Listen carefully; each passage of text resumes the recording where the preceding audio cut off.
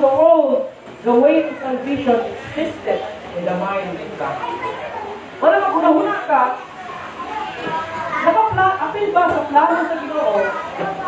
Apil ba sa iyang una-una kung saan niya pag-say ang tao, kung ang tao ay naghihimot, makasala? Actually, paghihimo sa Ginoo sa tao, siguro nakakala sa iyang una-una, iling tao na yung naghihimot, wabot ang panahon, magkasubay niya sa kasayahan. Naka sa iyang una-una, na maghimo siya kung laing paagi, aron masay ang iyang tao, ang iyang hihimot. That's why, unang nikulot ang sala sa kalibutan, siya nangita na ugdalan, aron maluwas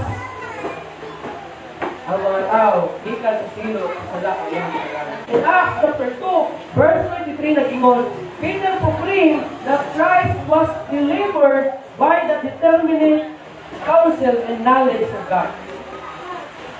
Imang kananahan na sa unahuna sa Ginoo. Nahan sa unahuna